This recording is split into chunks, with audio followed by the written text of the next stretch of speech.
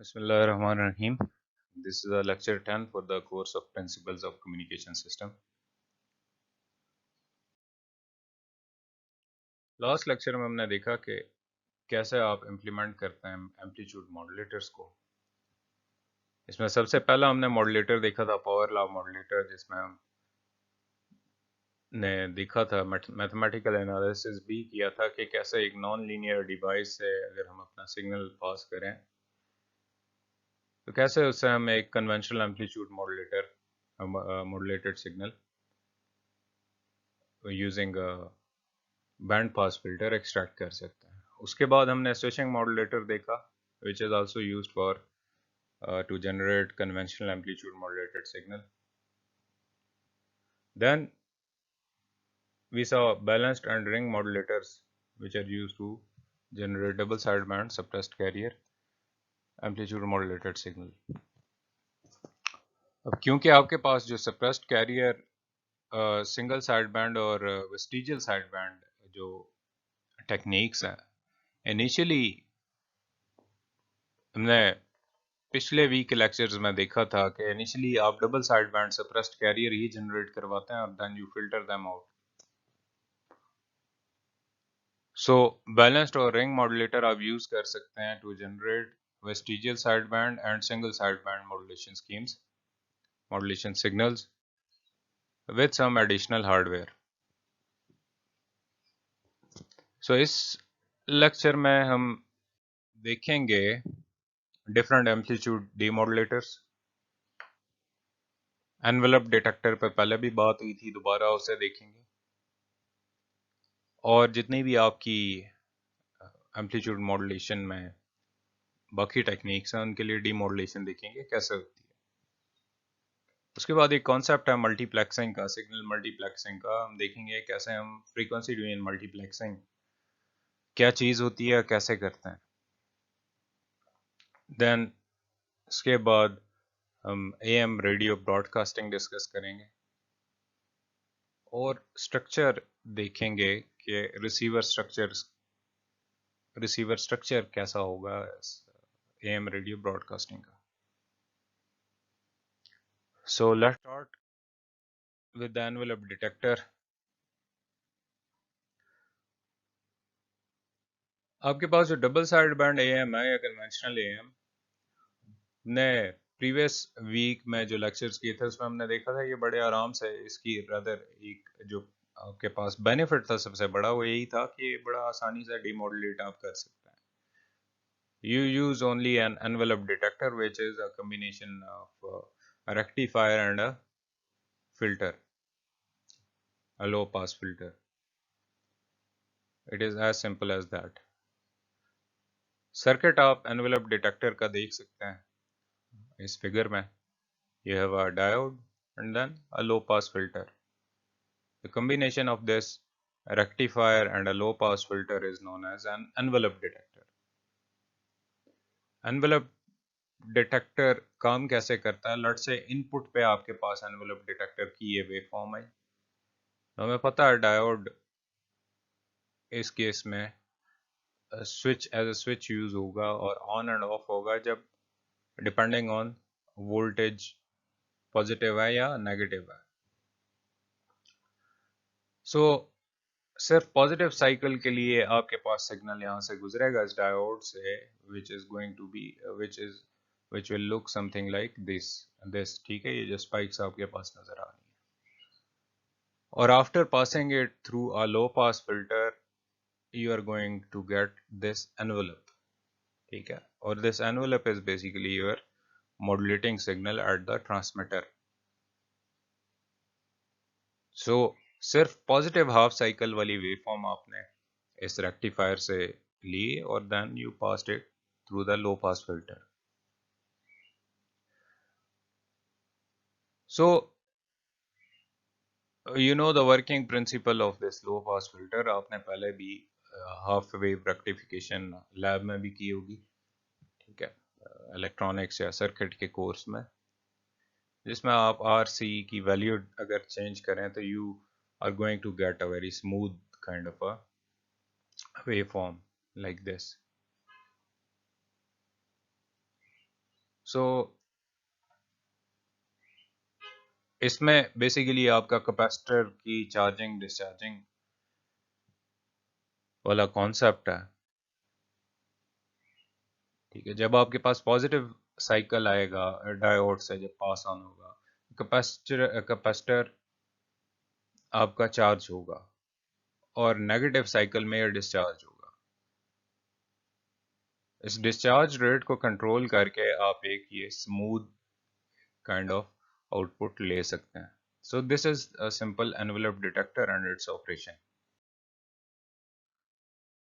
ये सारी चीज इसमें जो डिपेंड करती है वो आपने पहले भी देखी होगी कि it is the time constant that controls this waveform. So the time constant must be selected to follow the variations in the envelope of the carrier modulated signal.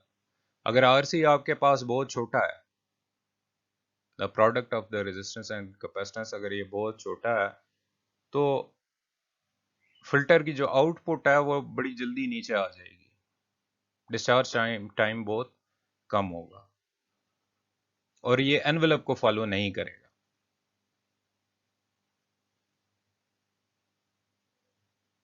ये चीज आपकी कोरिस्पॉन्ड करती है उस केस को जिसमें बैंडविड्थ आपके पास लो पास फिल्टर की बहुत ज्यादा बड़ी है, यानी इसमें हायर फ्रीक्वेंसी टर्म्स भी आ रही हैं। अलबत्ता अगर आरसी ये जो प्रोडक्ट है ये आपके पास बहुत बड़ा है, तो देन जो आपके पास डिस्चार्ज होगा इस कैपेसिटर का ये बहुत स्लो होगा, और दोबारा आपके पास जो आउटपुट होगी इस एनवेलप इस आरसी फिल्टर की, वो फॉलो नहीं कर रही होगी उस एनवेलप को मॉड्यूलेटेड सिग्नल के। सो नेक्स्ट हम देखेंगे आउटपुट्स इन दोनों केसेस की जिसमें आरसी बहुत छोटा है या बहुत बड़ा है। ठीक है, कैसे वो इफेक्ट करती है। So in case you want to achieve rather it will be every case where you want to achieve good performance from the envelope detector, so you should have RC should be uh, far greater than 1 by FC, which is your carrier frequency, and should be very less than 1 by your bandwidth. Then in such a case the capacitor will discharge slowly through the resistor, और output आपके पास envelope detector की follow कर रही होगी आपके पास आपके envelope को। ठीक है, यानी आपके मैसेज सिग्नल को। एग्जांपल देखते हैं, एक ऑडियो सिग्नल है, बैंडविड्थ उसकी 5 किलोहर्ट्ज है। It is modulated on a carrier frequency of 1 megahertz using conventional AM. कहता है जी determine the range of values of RC for successful demodulation of the signal using an envelope detector. So simple है, आपने ये relation use करना और RC की एक वैल्यू कंप्यूट करनी है। So 1 by Fc is equal to this thing 10 to power minus 6, and 1 by bandwidth is 2 to the 2 into 10 to power minus 4. So in this case आपके पास RC in between अगर हम choose कर लें 10 to power minus 5, ये एक आपके पास appropriate choice है। ठीक है जी, सिंपल एग्जांपल थी जिसमें आपने RC की वैल्यू सेलेक्ट की। So let's move on to the next slide. यहाँ पे आप देख सकते हैं कि effect of a large value of RC and a smaller value than required. So figure A में आप देख सकते हैं कि आपके पास जो कैपेसिटर है उसका डिस्चार्ज टाइम बहुत ज़्यादा है, सो एनवेलप वो फॉलो नहीं कर रहा। ठीक है, यहाँ पे ये एक आपके पास ये जो मैं शेड कर रहा हूँ एरिया, यहाँ पे एरर आ रहा है। ठीक है, क्यों? क्योंकि आपके पास जो आरसी है इसकी वैल्यू ज़्यादा है, और यहाँ पे इस केस में अगर देखें तो आरसी बहुत जल्दी डिस्चार्ज हो जाता है, आरसी की वैल्यू बहुत कम है। सो अगेन ये आपके एनवेलप को फॉलो नहीं करेगा और you are going to get an error something like which is जिसका मैग्नीट्यूड शेडेड रीजन से आपको नजर आ रहा है. So it is important to choose appropriate value of this product RC in order to achieve proper demodulation of conventional AM. Double side band AM signals की demodulation अगर आपने करनी हो तो हमने बात की थी पिछले वीक के फर्स्ट लेक्चर में, दैट वाज लेक्चर 5. ठीक है जी. सो लेक्चर 5 जो आपका यूट्यूब पर अपलोडेड है उसमें हमने बात की थी कि double side band suppressed carrier में क्योंकि कैरियर नहीं होता, so you are going to need a synchronous demodulator. उसमें अगर आपको याद हो तो एक टर्म आ रही थी डीमॉड्यूलेशन में, कोसाइन ऑफ फाई. ठीक है. This phi was the phase difference between the actual carrier and the carrier that you generate at the receiver. So अगर ये phi ये difference 90 डिग्रीज हो जाए तो आपके पास जो मैसेज सिग्नल था वो मल्टीप्लाई हो रहा था इस टर्म से. तो phi अगर 90 डिग्रीज हो जाए तो you will get a no signal. Cosine of phi is 0. So this phase should be such that आपके पास जो आउटपुट हो वो मैक्सिमम आनी चाहिए. दैट मीन्स आपके पास जो मॉड्यूलेटर होगा वो it must use a coherent phase reference. ठीक है. और this implies you are going to need a phase log loop.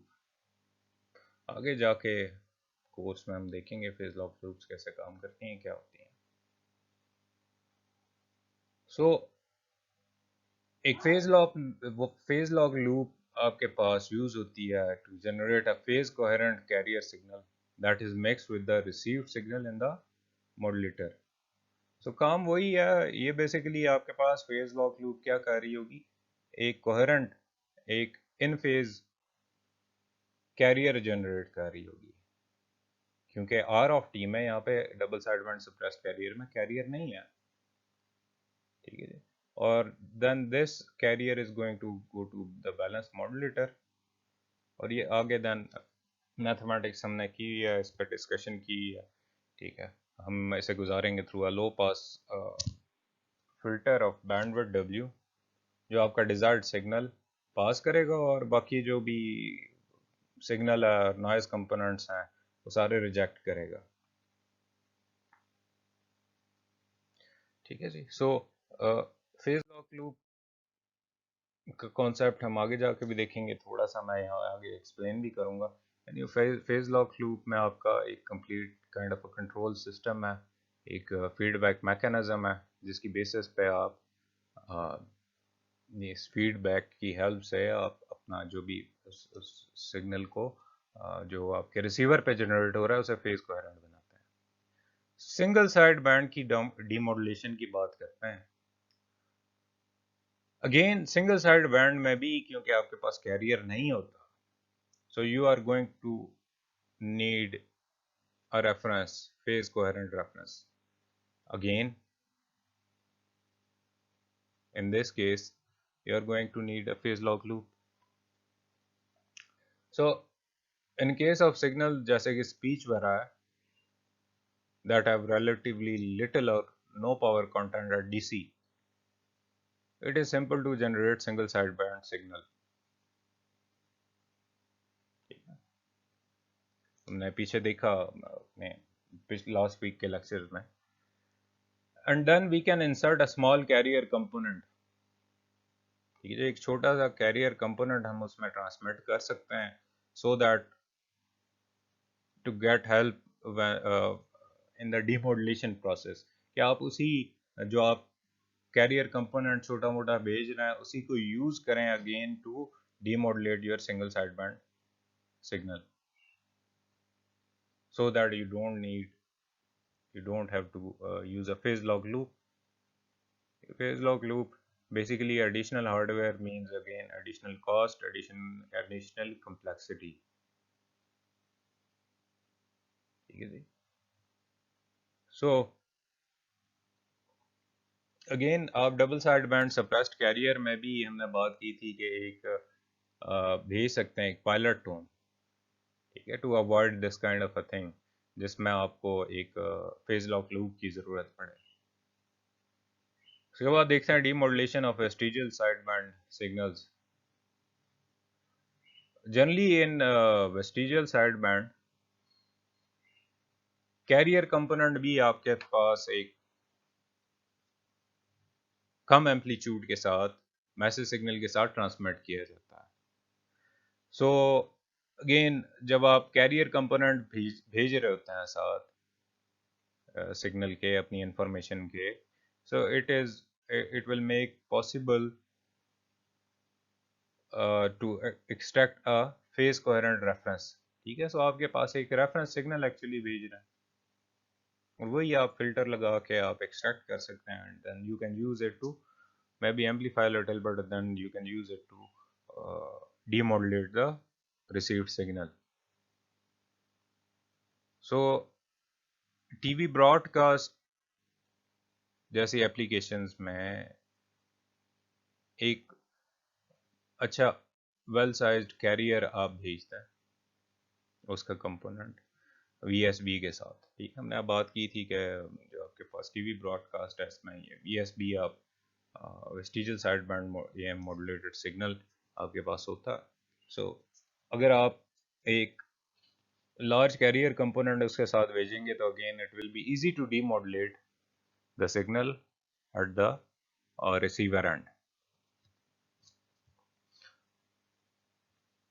and then you will be able to recover the message signal by passing the received VSB through an envelope detector. So this is the demodulation of AM signal containing a carrier component. You estimate the carrier component, okay, and then you give the component, the carrier component, to feed it to balanced modulator, or then through a low pass filter to get your single sideband demodulated signal. So phase log loop ने बात की काफ़ी इसके बारे में। ये होती क्या चीज़ है, एक रफ आइडिया आपको दे दूं कि ये बेसिकली एक कंट्रोल सिस्टम है that generates an output signal whose phase is related to the phase of input signal. Basically हम कोशिश एक हमारी ये होती है कि इसका जो फेज है वो एग्जैक्टली इससे जो सिग्नल जनरेट हो रहा है उसका फेज एग्जैक्टली वैसा ही हो जैसा आपने ट्रांसमिटर पे जैसा आपने कैरियर यूज किया था। सो इसमें भी काफ़ी डिफरेंट टाइप्स हैं depending on what do you want to achieve, ठीक है। It can consist of a variable frequency oscillator and a phase detector and a feedback loop, ठीक है। So this is a feedback, okay, you have a reference oscillator, you have voltage control oscillator which actually generates voltage अगर change होगी तो frequency इसकी change होगी, ठीक है। और basically this is the thing, ठीक है, कि आपके पास जो भी फेज है आप चाह रहे होते हैं कि इस सर्कल को अगर देखें, जो भी फेज है आप चाह रहे होते हैं इस कि इस ये जो आपके पास आ रहा है यहाँ पे ये चीज़, ठीक है, यहाँ पे आप चाह रहे होते हैं कि आपके पास जो भी फेज है वो सम मैच कर जाए to your actual carrier signal, ठीक है जी। 90 डिग्री होगा अगर अगेन तो आपके पास उसमें रिजल्ट ज़ीरो आएगा, you won't be able to get any information, ठीक है जी। सो यहाँ पे अगर आप देखें यू विल सी कि आपके पास एक फीडबैक लूप है, एक रेफरेंस सिग्नल है, and you try to generate a certain frequency with a certain phase, or this feedback mechanism provides you with the information, the error, and you try to minimize that error. So this is a basic structure of phase lock loop. आगे जाके हम इसे detail में देखेंगे। For now just आपके पास एक introduction brief सा। उसके बाद नेक्स्ट जो टॉपिक आता है दैट इज सिग्नल मल्टीप्लेक्सिंग, जिसके बारे में हमने पहले भी बात की थी, although maybe signal multiplexing का नाम ना दिया हो। सो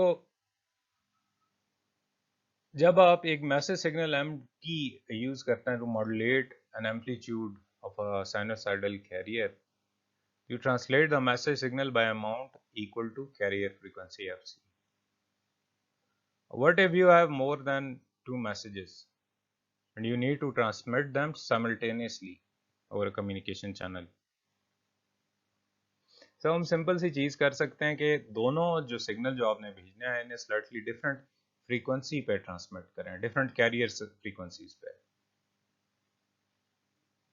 और डेफिनेटली जो इनके दरमियान मिनिमम सेपरेशन होगी इन दोनों कैरियर्स के दरमियान, it is going to be 2W for double side band AM and W for single side band AM.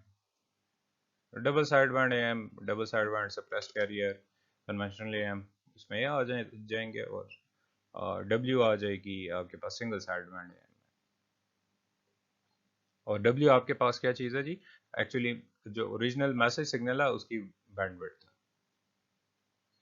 So this means कि आपके पास बहुत से message signal different frequency bands को ऑक्युपाई करके सेम टाइम पे without any interference with each other you can transmit them,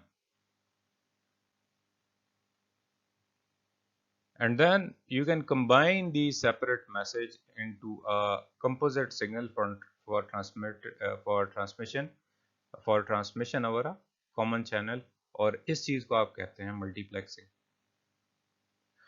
अब दो किस्म की चीजें हैं मल्टीप्लेक्सिंग में, दो किस्म की टेक्निक्स है, मेथड्स हैं। एक है टाइम डिवीजन मल्टीप्लेक्सिंग और दूसरा है frequency division multiplexing. Time division multiplexing इनकी बात कुछ हद तक हुई है, कुछ हमने थोड़ी बहुत की थी जब क्लासेस हम ले रहे थे before the pandemic. So time division multiplexing में क्या चीज़ है कि आप के डिफरेंट सिग्नल्स या डिफरेंट ट्रांसमीटर्स टाइम शेयर करते हैं। लेट्स से फॉर इंस्टेंस एक ट्रांसमीटर 1 मिलीसेकंड के लिए ट्रांसमिट करेगा, फिर वो चैनल को फ्री कर देगा और दूसरा ऑक्युपाई कर लेगा, वो 1 मिलीसेकंड के लिए करेगा, एंड देन सो ऑन। ठीक है, फिर पहले की बारी आ जाएगी and so on. This is known as time deviant multiplexing, which is actually sharing the channel for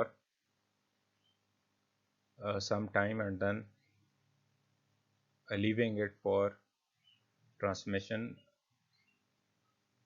for the other transmitter. और दूसरा frequency deviant multiplexing।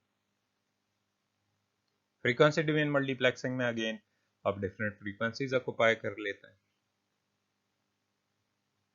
हर एक ट्रांसमीटर की अपनी फ्रीक्वेंसी होगी और उस पर वो ट्रांसमिट कर रहा होगा। तो टाइम डिवीजन मल्टीप्लेक्सिंग जनरली आप डिजिटल ट्रांसमिशन में यूज करते हैं, आगे जाके हम इसके बारे में देखेंगे।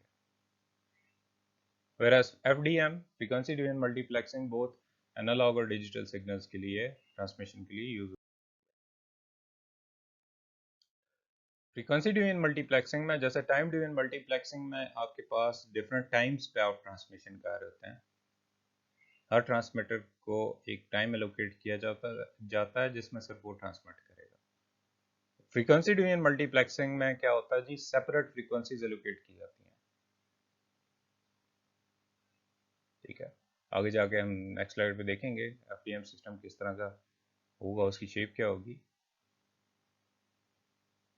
सो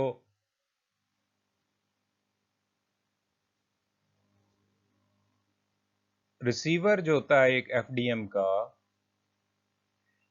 उसमें जो सिग्नल्स हैं they are usually separated by passing through a parallel bank of band pass filters. Obviously हर एक जो सिग्नल है उसे अपनी फ्रीक्वेंसी लोकेट हुई है।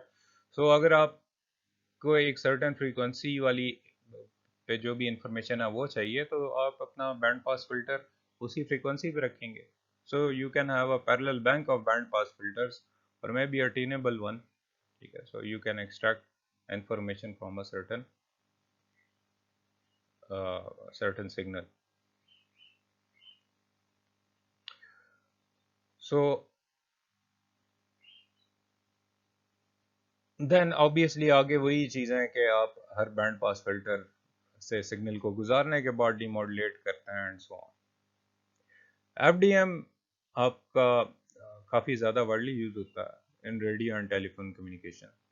आपके पास जो स्पेशली टेलीफोन कम्युनिकेशन है, हर आपके पास जो वॉइस मैसेज सिग्नल है, टेलीफोन कम्युनिकेशन यानी ये लैंडलाइन की बात हो रही है, इसमें वॉइस मैसेज सिग्नल के लिए जनरली 4 किलोहर्ट्ज की बैंडविड्थ एलोकेट की जाती है। So the message signal is single side band modulated for bandwidth efficient transmission. और इसमें होता क्या है कि फर्स्ट लेवल ऑफ मल्टीप्लेक्सिंग में 12 सिग्नल आपके स्टैक होते हैं in frequency with a frequency separation of 4 kilohertz between adjacent carriers. So total जो composite आपके पास चैनल बनता है वो 48 किलोहर्ट्ज का बनता है। ठीक है, 12 आपने सिग्नल स्टैक किए 4 किलोहर्ट्ज बैंडविड्थ के साथ, तो सिंपल मल्टीप्लिकेशन है 12 into 4, और this is known as a group channel. So ये ग्रुप चैनल ट्रांसमिट कर होगा आपके 12 वॉइस बैंड सिग्नल साइमल्टेनियसली। उसके बाद अगले लेवल पे फिर बारी आ जाती है ग्रुप चैनल्स की। बहुत सारे ग्रुप चैनल्स आप स्टैक करते हैं अगेन इन फ्रीक्वेंसी, यानी फ्रीक्वेंसी डिवीजन मल्टीप्लेक्सिंग यूज करते हैं। 5-6 चैनल्स, 5-6 ग्रुप चैनल को आप कंबाइन करते हैं to form a super group channel, और then this composite signal is transmitted over the channel. So higher order multiplexing आप कर सकते हैं by combining several super group channels again. ठीक है, so layer upon a layer upon a layer and so on. So this kind of an FDM, frequency domain multiplexing hierarchy is employed in telephone communication systems. ठीक है, so पहले आपने क्या किया जी, 12 signal लिए, उन्हें स्टैक कर लिया।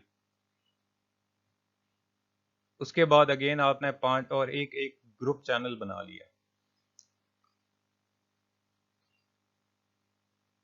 और उसके बाद अब इस ग्रुप चैनल में 12 आपके पास वॉइस बैंड सिग्नल्स आ गए।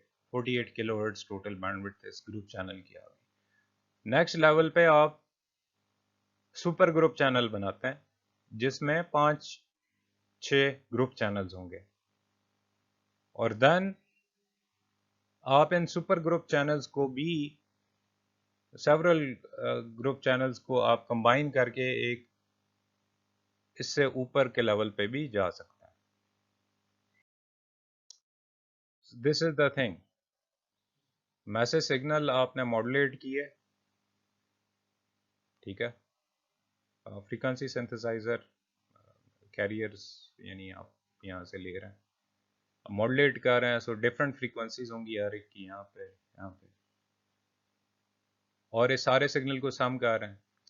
अब क्योंकि फ्रीक्वेंसीज डिफरेंट हैं, सो सम आपके पास होने के बाद अगर फ्रीक्वेंसी डोमेन में आप देखें तो इंडिविजुअली यहाँ पे क्या हो रहा होगा, लेट से ये मैसेज 1 मॉड्यूलेशन के बाद ये चीज़ आई, ये मैसेज 2 के मॉड्यूलेशन के बाद ये चीज़ आई, मैसेज 3 को जब आपने इसी में सम किया तो ये चीज़ आई, ये आपस में इंटरफेयर नहीं कर, एंड सो ऑन।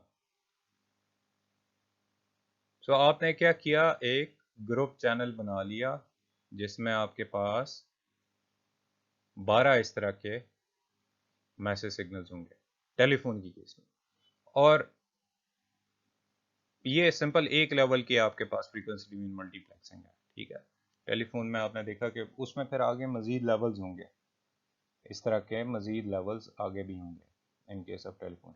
तो आपने सम किया एफडीएम के केस में, देन समेशन के बाद आपने इसे चैनल के ऊपर भेज दिया। चैनल से गुजरने के बाद अब आपने लेट से मैसेज 1 अगर आपको चाहिए तो आप क्या करेंगे, मैसेज 1 की जो भी फ्रीक्वेंसी थी, ठीक है, तो let me redraw this thing, let's say ये मैसेज 1 है, ये मैसेज 2 है, 3, 4 एंड सो ऑन। अगर आपको मैसेज 1 चाहिए so you need to have a filter here जो सिर्फ मैसेज 1 को पास करे। मैसेज 2 के लिए अगेन आपने एक और फिल्टर डिज़ाइन किया, बैंड पास फिल्टर, जैसे पास करेगा। मैसेज 3 के लिए इलादा होगा and so on.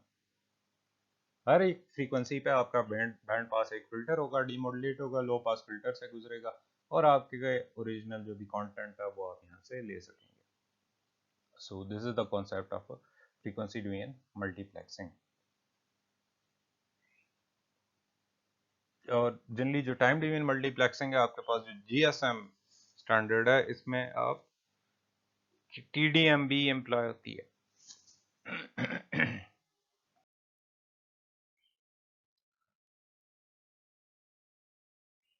So there is another type of multiplexing जिसमें आप क्या करते हैं, which allows us to transmit two signals on the same carrier frequency। एक ही फ्रीक्वेंसी पे आप दो मैसेज सिग्नल भेज सकते हैं। इस किस्म की मल्टीप्लेक्सिंग जो है ये यूज करती है दो क्वाड्रेचर कैरियर। ठीक है, यानी क्वाड्रेचर से क्या मतलब हो गया, you will have a 90 degree phase shift between each signal. तो एक कोसाइन वाली टर्म आ गई, एक साइन वाली टर्म आ गई, 90 डिग्री का शिफ्ट है कैरियर्स में।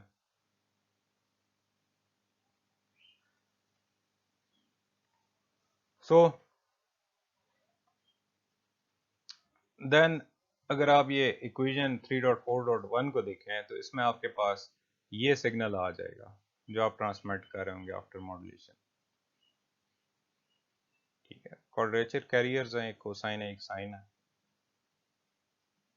और अगर इसकी वेव फॉर्म को देखें या इसकी मैथमेटिकल रिप्रेजेंटेशन को देखें तो आपको नजर आएगा ये डबल साइडमेंट सप्रेस कैरियर है।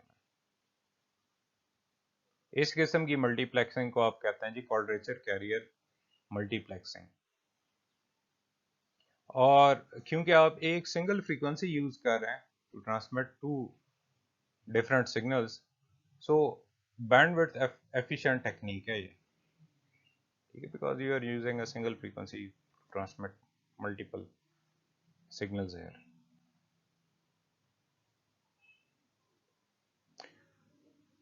और बैंडविड्थ एफिशिएंसी, क्योंकि ये double side band suppressed carrier है, सो इस केस में आप एक double side band suppressed carrier AM में दो गुना इंफॉर्मेशन भेज रहे हैं, यानी it is the same as bandwidth efficiency is the same as single side band am in this case. जब आपने डीमॉड्यूलेट करना होगा तो आप जो मॉड्यूलेटेड सिग्नल है उसे अगर जो भी सिग्नल आपने यहाँ से निकालना है, सो लेट्स से कोसाइन वाली टर्म निकालनी है, तो आप ऐसे कोसाइन से मल्टीप्लाई कर दें। अगर आपने क्वाड्रेचर फेज वाला साइन वाला निकालना है तो आप साइन से मल्टीप्लाई कर दें। सो सिंपल ये यहाँ पे इलस्ट्रेट हुआ कोसाइन से आपने मल्टीप्लाई किया, you are going to get this thing. ठीक है, और then solve for cosine square तो you are going to get this thing. So इसमें आपकी जो कोसाइन वाली एन फेज वाली आ गई, वो आपके पास ये इन्फॉर्मेशन आ गई। एक लो पास फिल्टर से इसे गुजारेंगे, you are going to get m1 of t। और सिमिलरली साइन के लिए साइन से मल्टीप्लाई करना है, you are going to get that one. तो ये आपके पास क्वाड्रेचर कैरियर मल्टीप्लेक्सिंग है, जिसमें आप क्या करते हैं जी, एक कैरियर आपने जनरेट करवाया। ठीक है, और अपना m1 जो भी मैसेज 1 है उसके साथ मॉड्यूलेट करवाया, और देन 90 डिग्रीज का फेस शिफ्ट दिया इस कैरियर को, तो ये साइन बन जाएगा और you are again going to multiply it with the message signal. तो आपके पास ये double side band suppressed carrier बन गया। इस साइड पे कोसाइन वाली टर्म आ गई इन फेज, इस साइड पे क्वाड्रेचर फेज वाली टर्म यानी साइन वाली टर्म आ गई, दोनों को ऐड किया, चैनल से गुजारा।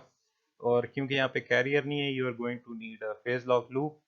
ठीक है जी, और उसके बाद बैलेंस अपने मॉड्यूलेटर से गुजारा, लो पास फिल्टर से गुजारा, और आपके पास m1 वाली टर्म आ गई। यहाँ से आपने अगर 90 डिग्री फेज शिफ्ट के साथ आ, अपने फेज लॉक लूप से जो आपने जनरेट किया कैरियर है उससे मल्टीप्लाई करवाया, तो आपके पास मैसेज 2 यानी क्वाड्रेचर फेज वाला मैसेज आ गया। ठीक है जी। तो ये थी आपके पास मल्टीप्लेक्सिंग टेक्निक्स, दो हमने देखी हैं, टेम कॉल्ड रिचर कैरियर मल्टीप्लेक्सिंग। सो इंशाल्लाह जो आपके पास एएम रेडियो ब्रॉडकास्टिंग है वो टॉपिक हम नेक्स्ट लेक्चर में कवर करेंगे। इस लेक्चर में इतना ही। सी यू इन नेक्स्ट लेक्चर इंशाल्लाह।